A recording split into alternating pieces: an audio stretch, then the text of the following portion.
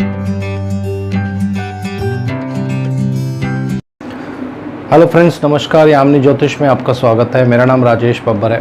तो आज दोस्तों मैं आपको एक बहुत ही डिफरेंट टेक्निक यहाँ बताने जा रहा हूँ। हालांकि इस पर मैंने पहले एक वीडियो बनाई है, लेकिन थोड़ा सा उसी वीडियो को आज मैं एक दूसरे ढंग से आपको बताने जा रहा हूँ कि कैसे जो टेक्निक्स है इसको अप्लाई किया जाता है। और वीडियो आरंभ करने से पहले बहुत बहुत धन्यवाद दोस्तों जो लोग मेरा चैनल सब्सक्राइब कर रहे हैं। तो आइए, ज़्यादा समय मैं आपका नहीं लूँगा, इस टेक्निक के बारे में आपको बताता हूँ। मान लीजिए आप एस्ट्रोलॉजी सीख रहे हैं, प्रेडिक्टिव एस्ट्रोलॉजी के लेवल तक पहुँच चुके हैं, बेसिक आपने कर लिया है, और प्रेडिक्शंस जो करने की जब बारी आती है दोस्तों, तो बहुत ही डिफ़िकल्टी होती है। कैसे प्रेडिक्शन करें, कैसे पास्ट इवेंट्स के बारे में जानें, अभी आगे क्या होने वाला है, कौन सा टाइम पीरियड आ रहा है, कैसे उसमें गोचर लगाना है। तो इसकी बहुत सी टेक्निक्स होती हैं, और टाइम टू टाइम मैं आपको अच्छी टेक्निक्स आपके साथ शेयर करूंगा। उस टेक्निक्स को आप अपने चार्ट्स में अप्लाई करिए, अपने जो आपके पास डेटा है उसमें अप्लाई करिए। तो आइए अब इस टेक्निक के बारे में आपको बताता हूँ। ये बहुत ही एक अद्भुत टेक्निक है दोस्तों। इसमें दो चीज़ें एक साथ यूज़ की जाती हैं, प्रश्न कुंडली भी और लगन कुंडली भी, दोनों को आपको एक साथ यूज़ करना होता है, फिर आप एक फाइनल रिज़ल्ट पे पहुंच सकते हैं। अब इसको मैं एक एग्ज़ाम्पल से आपको बताता हूं। मान लीजिए मेरे पास एक कॉल आती है, क्योंकि मैं चार्ट्स देखता रहता हूं, तो एग्ज़ाम्पल एक कॉल आती है मेरे पास, और किसी लेडी की कॉल है, फॉर एग्ज़ाम्पल ही ले रहा हूं मैं, और उन्होंने मुझे कहा कि मुझे अपने बेटे के बारे में कुछ पूछना है। तो मैं सीधा उनसे पहले ये पूछता हूँ कि आपके बेटे की एज कितनी है। तो वो कहती हैं कि मेरी बेटे की एज है 36 ईयर्स। तो देखिए, जैसे ही आपको ये पता चलता है कि उनकी एज जो है 36 ईयर्स है, एक चार्ट आपके माइंड में ये हमेशा होना चाहिए। जो लोग इतने कैपेबल नहीं हैं कि माइंड में कैलकुलेशन नहीं कर सकते हैं, तो वो अपने सामने एक A4 साइज़ पर ये चार्ट हमेशा बना के रेडी रखें। और जब आप किसी को प्रेडिक्शंस कर रहे हैं या किसी का कॉल आप एक्सपेक्ट कर रहे हैं कि अभी कॉल आएगा, तो उसमें फिर आपको वर्ष गिनने हैं दोस्तों। वर्ष गिनने की विधि मैंने लास्ट वीडियो में भी बताई थी, उसमें भी थोड़ा सा बहुत लोगों को कन्फ्यूज़न हो गया है, तो मैं दोबारा से बता रहा हूँ।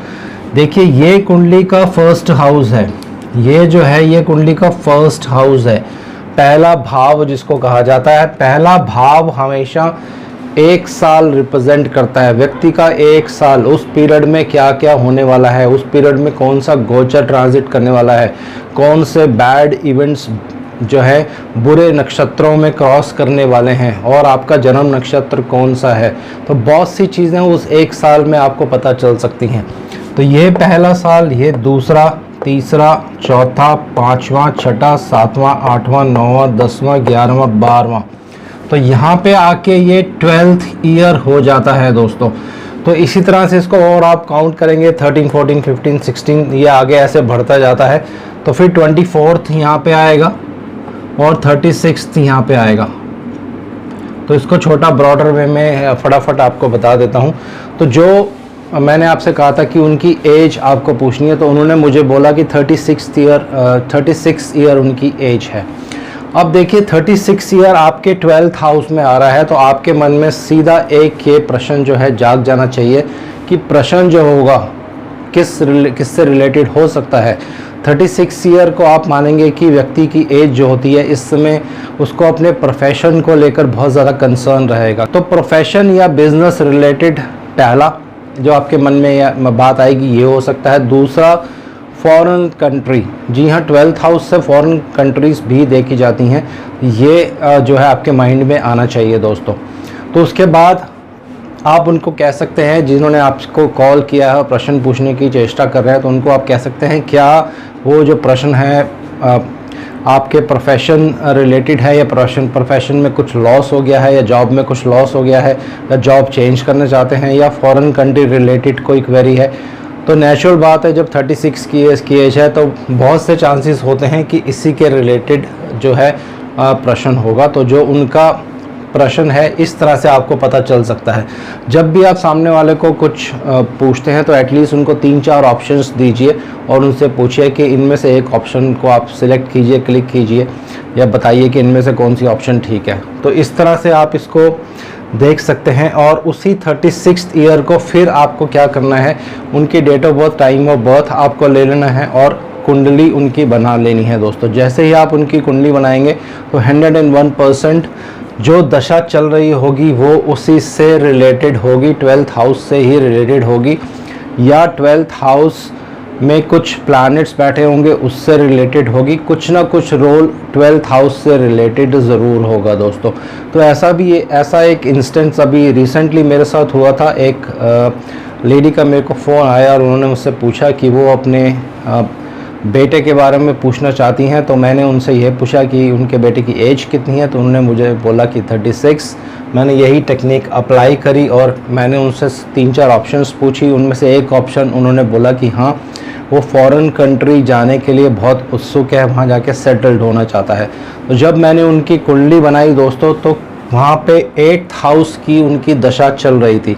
तो जब भी 8th हाउस की दशा व्यक्ति को चलती है, व्यक्ति का जो माइंड होता है एक सडन प्लानिंग की तरफ चलने लग जाता है। अचानक से वो सब कुछ सही चल रहा होता है, उसके जीवन में सब कुछ सही चल रहा होता है, लेकिन उसका जो माइंड है एक ऐसी परिस्थिति में आ जाता है कि वो चेंज ढूंढने लगता है अपने जीवन में।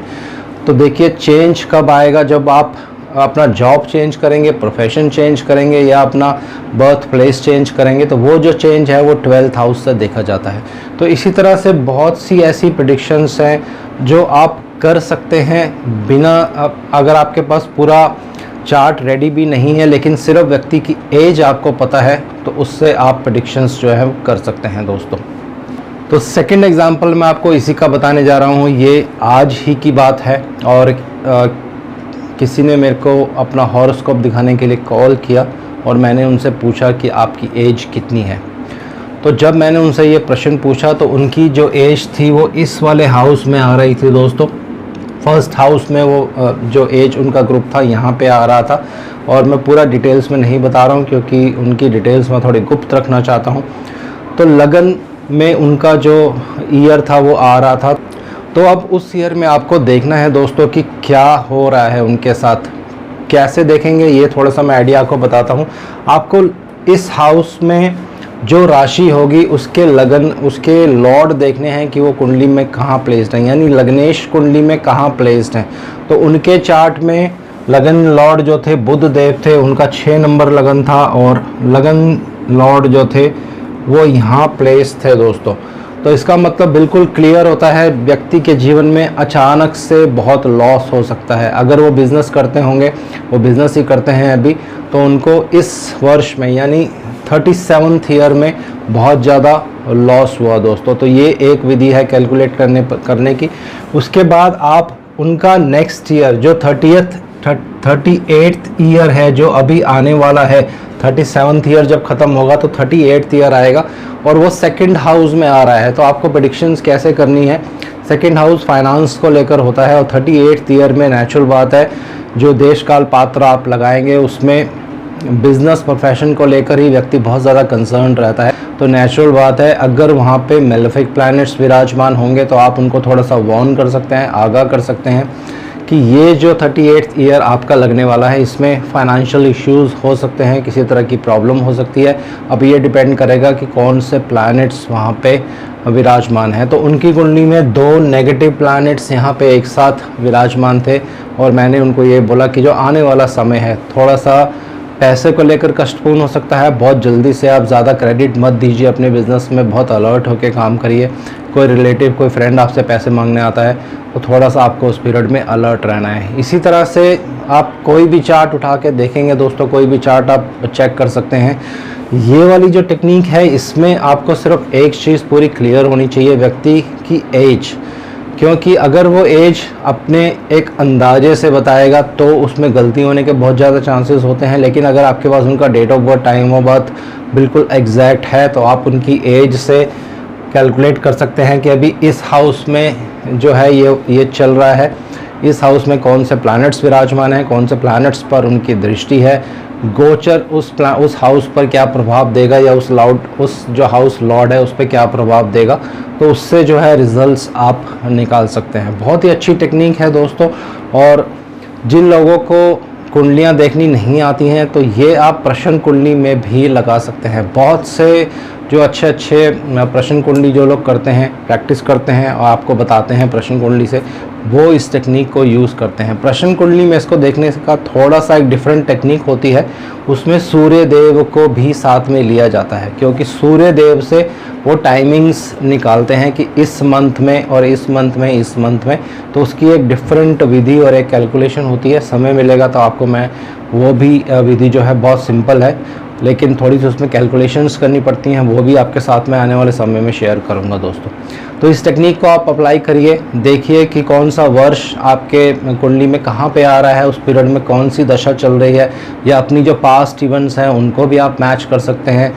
कौन से पीरियड में आपकी ख़राब दशा थी, उस पीरियड में कौन सा जो ईयर था आपका कौन से हाउस में पड़ रहा था, उसी हाउस से रिलेटेड जो है शुभ योग या अशुभ योग दोनों आपको दिखाई देंगे दोस्तों। तो आज के लिए इतना ही। शनिदेव से मैं आग्रह करता हूँ सबके घर में सुख और शांति बनाए रखें।